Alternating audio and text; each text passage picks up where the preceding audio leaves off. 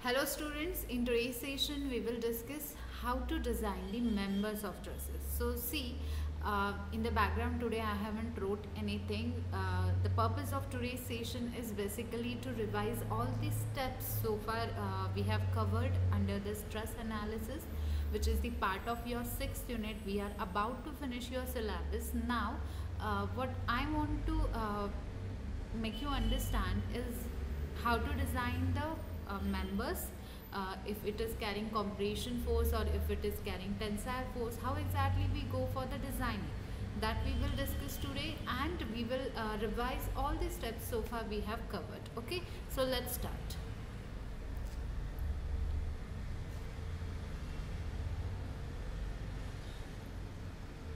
Okay, so see,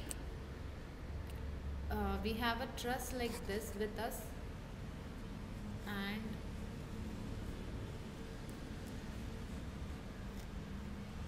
yes, this is the exact diagram of it. Right now, in this truss, we are supposed to design the all members of this truss. This truss is made up of number of arrangement. Different members are arranged in horizontal, vertical, and inclined direction, and then they together form this truss. Right now, designing of this truss particularly means that whatever loading coming upon it, that you have to analyze first, that you have to understand first, and once you calculate that loading, you are supposed to design all these members. These members I'm showing over here, all these members you are supposed to design for that particular loading coming upon it. Now first of all, I will enlist all the steps we have covered so far, and then we will move towards the designing, because see, the designing specifically means design of compression member and design of tensile member, right?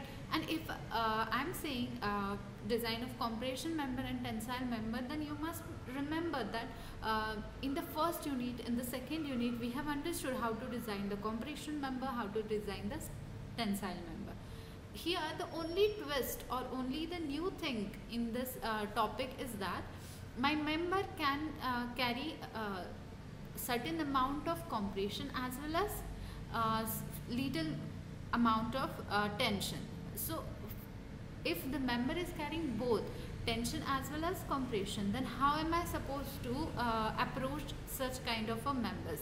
Am I supposed to design it for compression and check for tensile forces, or am I supposed to design it for tension and check for compression? So how my approach will be for designing purpose, that we want to discuss in this session, at the end of this session specifically.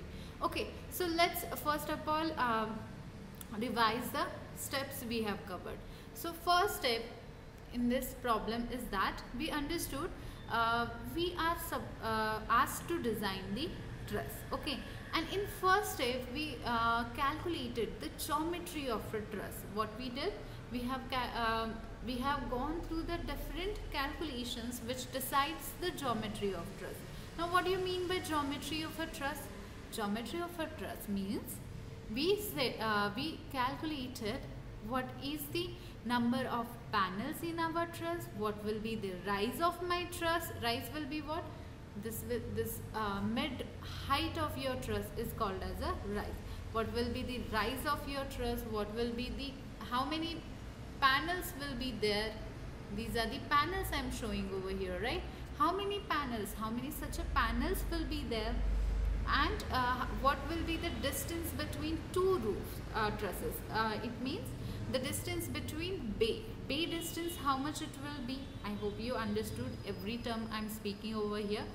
For that, you visit my earlier lectures, go through that lectures, and then you can come to this revision lecture. Okay, so we understood number of things, how many rises, how much rise is there. Okay, then we calculated panel distance also. Okay, we first calculated how many number of panels, then we calculated what is the distance of each panel. This is how we gone through the geometry of our truss. Okay, once the geometry is defined, we choose second step as a load analysis. The second step, first is the geometry. Okay, first you decided the geometry of truss. Then in the second step you have analyzed what forces acting upon my truss. What are the different forces acting on my truss? Where do they act? Are they point load? Are they in a form of point load, or are they UDL, or we can say uniformly distributed force? What kind of or what nature of force is on my truss? Is it concentrated at particular point, or it is uniformly distributed over the roof of my truss? That is the next analysis, right? So in the load calculation, if I particularly talk about the loads, we consider three different loadings. What are those three different loadings? First is the live load, dead load and wind load. Okay, now the question is, what is live load, what is dead load, what is wind load? So see, any structure which is designed is basically designed for human beings to live within, right? What I said, every structure you design is serve the purpose of human beings. They serve the whatever necessity human beings have. We accordingly design our structure. Now if I talk about the roof or this industrial truss, this is specifically made to store the all machineries required for manufacturing purpose, or you can store some things or objects in the form of go down. You can utilize it as a go down. Okay, so the two other purposes: you can store your machineries and run the industry. Then second, you can store many other things which you're gonna sell, and that will be a go down type of structure. Okay, now in this two of the structures, truss is major part, and in this truss humans going to use that, right? We human beings gonna use that structure. At that time we are supposed to calculate the loading applied by the human beings on the parts of structure. What I said, the human beings are supposed to live within or live above. Why I'm saying live above? Because if my truss is of a 2-story, it's a secondary thing that truss always be of ground structure, it rests on ground. But if I talk about the RCC structure on the wider plane, we can see that RCC structure is of multiple layers, or it has multiple storage layers, and those we call float, right? 4-floor structure, 5-floor structure. Now we are going for towers, which is the multi-story structures, right? Now the story behind it, what I want to tell you is that if the human beings are supposed to live or use that structure, we have to calculate live load. We are supposed to calculate what? Live load. What is live load? Whatever human beings living inside that structure put some forces on our structure, that forces are calculated under the live load. Okay, now for this live load, I will define it like this also. All the living objects which can have a chances of moving throughout the life surface or a life span of a structure, if the object is not steady at its place but it is moving from one place to another place, right, then that structure is called as a, that load is called as a live load. Okay, but on the other hand, if I talk about dead load, then dead load will be what? Dead load is the structural member which carries its own weight, that is calculated under dead load.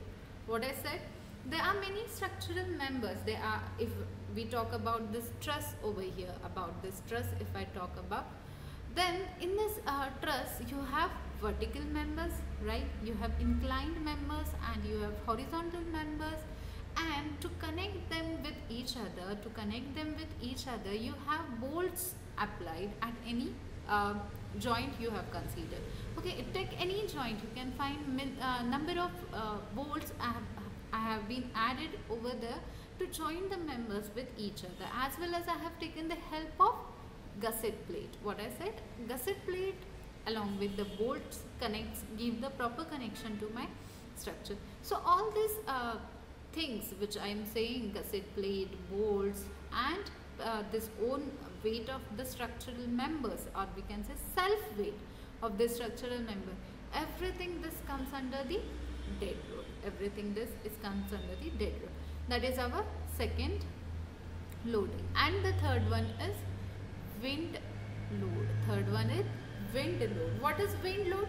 In the wind load, you are supposed to calculate the wind moving in the area of that structure and how much force it is trying to apply on our exterior of a structure, right?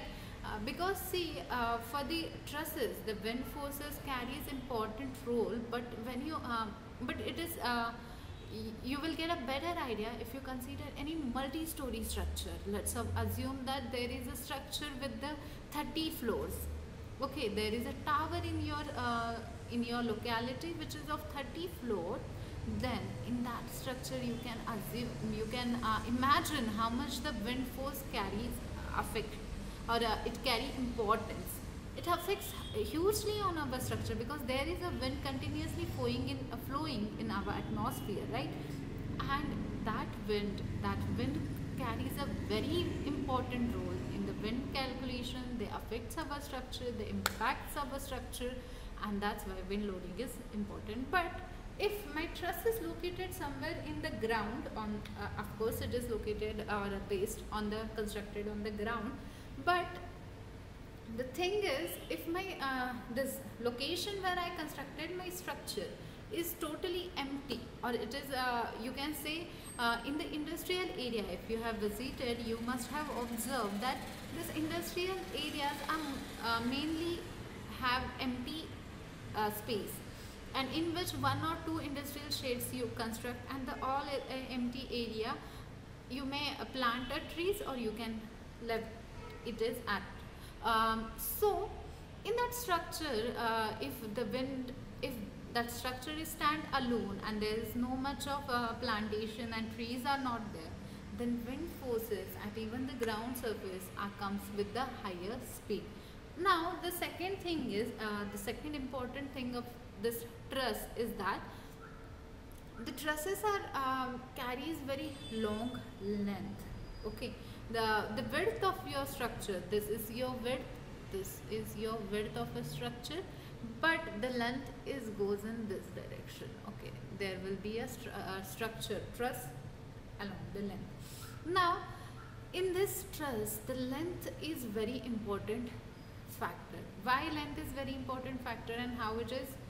See, this length is taking our construction for the longer direction. It is extending our structure on wider surface, and due to the long length of your structure, whatever wind flowing in that area will get restricted, and that's why as it is moving with longer distance, and my structure is extended on larger length, then the wind flowing in that area will got restricted for very long length. But what about RCC structure?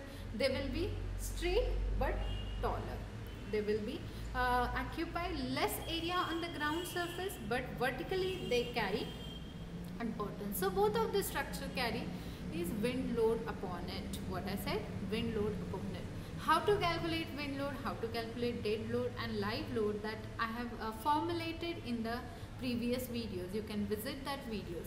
Right now I am just revising the steps required to design any truss. Okay, so we are done with the geometry, then we are done with the loads, and loads are of three types: live load, dead load, wind load. Wind load is calculated with the help of two factors. Which are those two factors? CPE and CPI. These are the two factors which we use in the truss designing. How? See, let me rub this first. Yes. See, I said I am discussing CPE and CPI. Okay. Now CPE is external wind pressure and CPI is coefficient of internal wind pressure. Okay, these are the coefficient we use for external wind pressure and internal wind pressure. it is depends upon different factors, and all these factors are enlisted in IS 875 part 3. So for live load, dead load, and calculation of wind load, you're gonna take help of which IS code? IS 875. IS 875, and out of that, part 3 will be helpful to calculate wind loading on structure. It will helpful to calculate wind loading on our structure. Okay. Now once you calculate all the loading, the next task remains is, or the third step. First we did geometry, okay. Second, load calculation. Third, member force analysis. What I'm saying, member force analysis. What I did in the member force analysis, I have calculated all the loading coming upon it, and once I applied that loading on my structure, what this member is carrying, how much force out of this loading. Okay, understood what I said? If I draw my truss over here,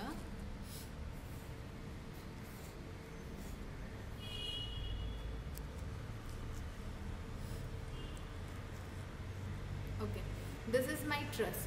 In this truss, if I said I want to know what is the member carrying how much force each member is carrying, then I have to add all the external force. I have to impose all the external loading on my structure. Once I apply the external loading, I will analyze all the forces in this member. Each member carry its magnitude of force, and adding with nature of force. What I said, magnitude of force and nature of force. Let's talk about it little deeper. Now this is your truss, and I have selected this joint. Okay, I have applied dead load of a magnitude 12 kilonewton. Okay, then I will take this joint separately by cutting at this edges. This way of doing analysis is called as a joint analysis, joint method of analysis. I have taken out the one particular joint, and I'm trying to analyze it. First of all, you are supposed to calculate all the reactions coming upon my structure. All the reaction forces you are supposed to calculate first. How you will calculate that? For that, you have to take the help of summation Fy. Summation Fy. What is summation Fy equals to 0? All the vertical forces will be balanced by all the vertically downward forces. All the upward forces will balance all the downward forces, right? At a point. So I applied that for whole structure. All the dead load coming upon the structure will be balanced by the two reactions at that support. Two reactions at this end support. And with the help of summation of Fy, I calculated reaction first. Then I have selected my joint and taken outside, and I know what is the reaction acting upon it. I want to know now what is unknown. What will be the force in this member? What will be the force in this two extended members? Calculation of that with the help of summation Fy and summation Fx will give me the idea of all the member forces in my truss. All the member forces in my truss. This is we did for the dead load. Now similarly you have to repeat the procedure for live load. Apply at the panel point, apply the live load now. Apply live load. Okay, and repeat the procedure. Similarly, you first did for dead load, then you did for live load, and last you repeat that same procedure for wind load. So repeat the same procedure for wind load. How many times you did analysis? You did it 3 times. You did it 3 times. How you did that? You have applied all the forces at panel points, you calculated reaction, and you analyzed same truss for three different forces. First is the live load, then wind load, and then dead load. Similarly, in the same way, with the help of joint analysis method, only the two equations you are supposed to use, summation fx and summation fy. With these two equations you can analyze every member forces in this truss. Okay, once you analyze the every member forces in the truss, your next step is taking down the load combination. So check it out, the next step. See here, first we did geometry, second we did load calculation, third we did member force analysis.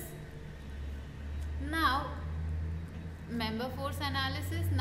fourth step is design of your, or you can take down as a load combinations.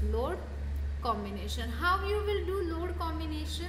In the last lecture only I have repeated the procedure. See here, I taught you that you are supposed to,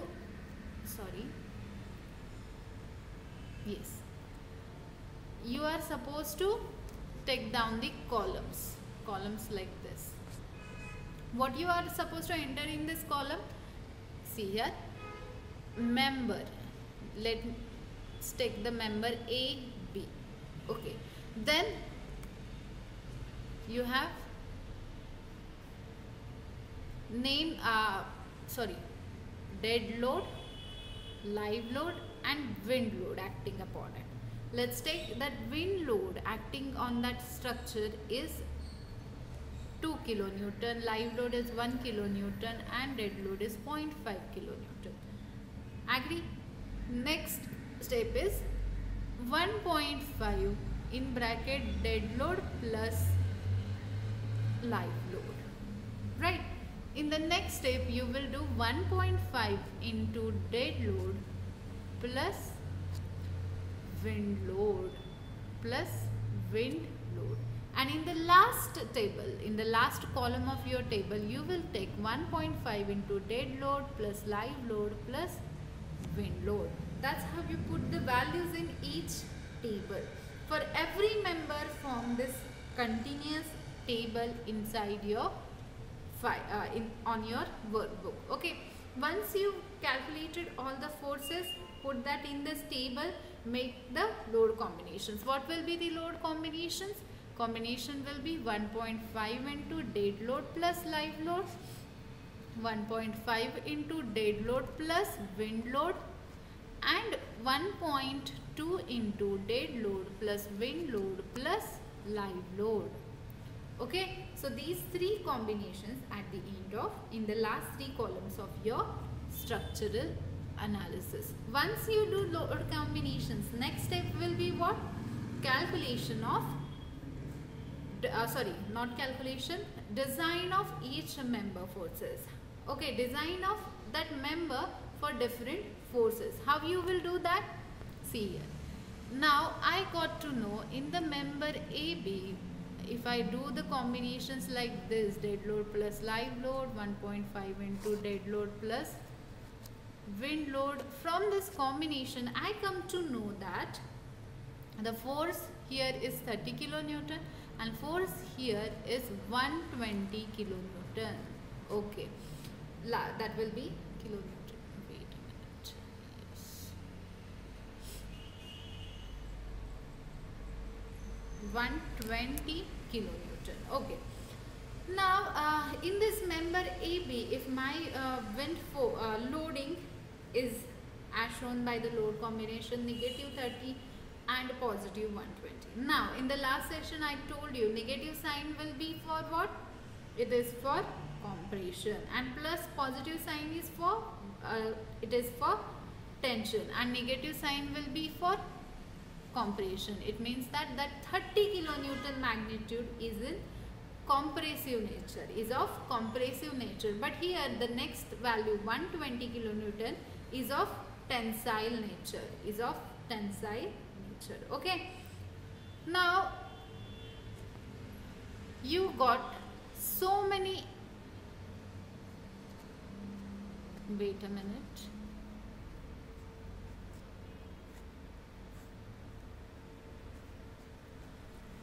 Yes, you got so many members in your trust.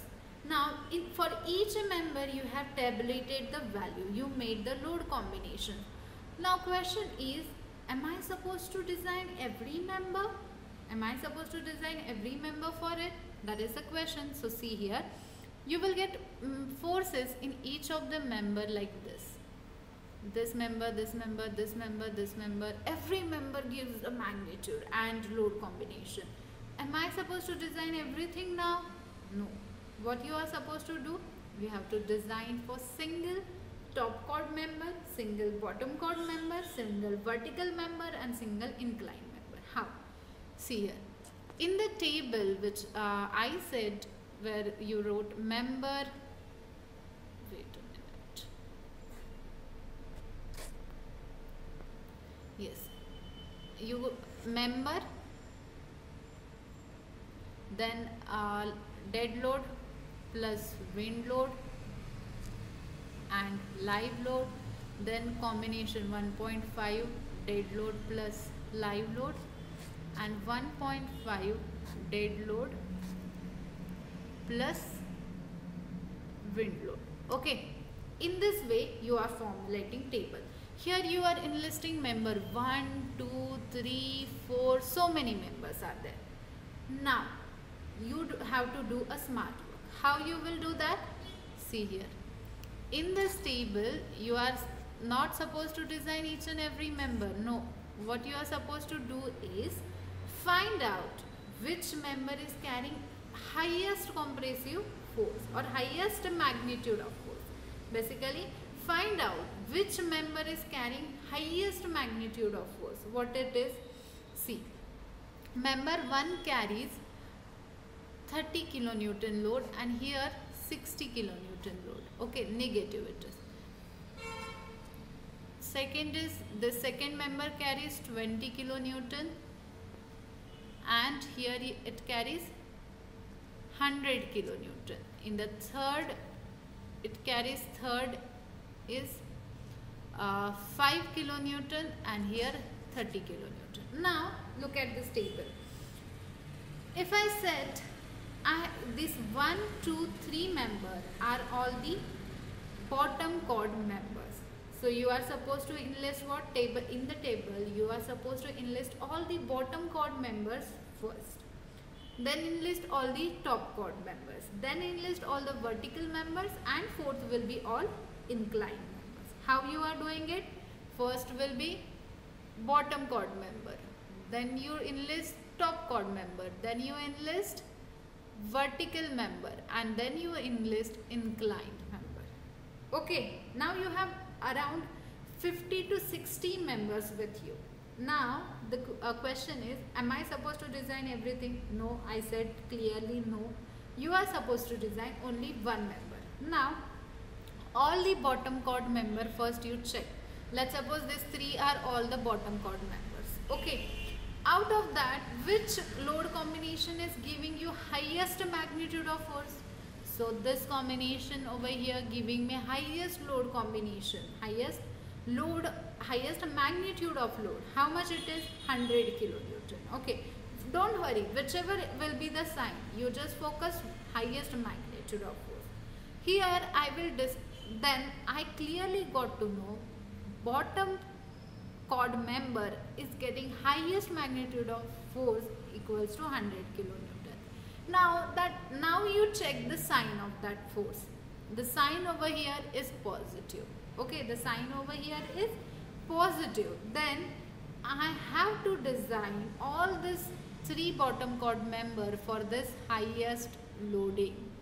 Okay, whatever section you selected for in the design of this 100 kilonewton force, in the design for this 100 kilonewton compressive force, whatever section you select, that section will be the section for all the bottom chord members. You can use them for all the bottom chord members. Similarly, you are supposed to repeat the procedure for top chord member.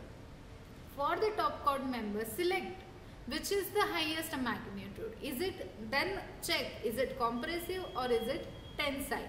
Once you got the idea, it is highest magnitude is of 120 kilonewton. Okay, is it compressive? Yes, it is compressive. Then design it as a compressive, and whatever section you have selected while designing that member, you can use that for all the top chord members of your structure. And similarly, you can repeat the procedure for top chord member, bottom chord member, vertical member and inclined member. So I hope you understood here. Now next is how to design it. If I got to know my if I come to know for bottom chord member, the highest magnitude is 100 kilonewton but of negative value. Okay, negative 100 kilonewton. For top chord member, highest magnitude is 60 but of positive value. Okay. Then for vertical member, I got to know that the highest magnitude taken by it is 45 kilonewton, and it is again positive. Okay. So look at over here carefully, very carefully. This bottom chord has to be designed for compression, but check it for tension. What I said? You design that member for compression, but check the tensile forces, and that tensile forces has to be more than the required forces. How we will do that in the next class? Okay. Now tensile forces. Tensile forces here. Sorry. This top chord member carries the 50 kilonewton load. It is positive in sign.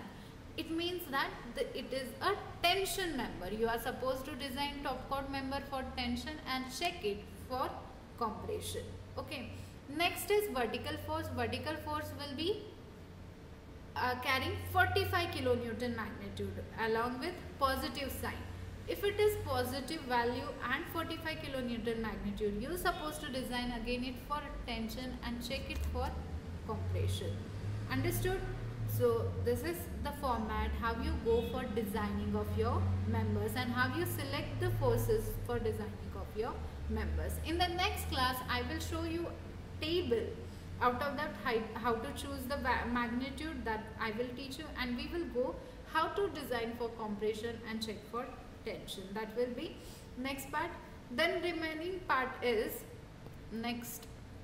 We first did geometry, then we did load calculation, then we did load combination, then fourth step is member force analysis. Okay, then wait a minute. First is geometry, second is load calculation, third is member force analysis, and fourth is load combination. Fifth is designing of members, then sixth will be your connection design, and seventh will be purlin design. What I said? Purlin design. This is the format in which you are supposed to design your truss. We are done with the geometry, load calculation, member force analysis, load combination and design of member. What we remained with? How to design connections and how to design the purlin of your truss. Once we design that, our session is our designing of truss is ends over there. That is your 6th unit. Whatever remain is the part of 5th unit where you are supposed to design girder. Okay, and that we will start in the next session. And with that girder design, we will complete your syllabus, theoretical syllabus as well as submission part. Okay, so I hope you are doing the submission along with me, and I will check it time to time.